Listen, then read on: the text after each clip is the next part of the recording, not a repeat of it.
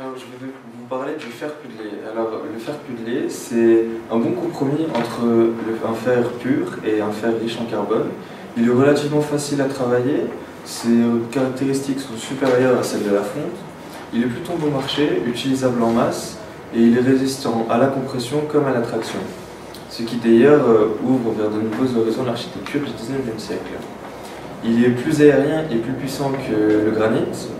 Et pourquoi Gustave Eiffel n'a-t-il pas utilisé l'acier? Tout simplement parce que son budget n'était pas assez important, alors que l'acier et le fer ont des caractéristiques relativement similaires.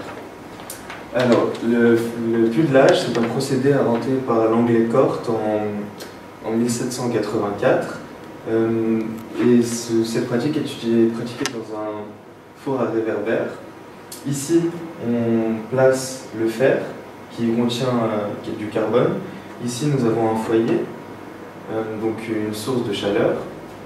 La chaleur passe par le tunnel ici, et la réaction entre le monoxyde de carbone contenu dans la fumée et le minerai de fer fait que le carbone présent dans le minerai de fer s'échappe et s'échappe par la cheminée. Ici, un ouvrier était présent et avait un crochet et brassait le fer pour que la réaction soit homogène. Alors à la fin, on récupère le fer et on obtient des tôles de 7 mm d'épaisseur qui sont composées de 0,025% de carbone, 0,440% de phosphore et 0,048% de soufre.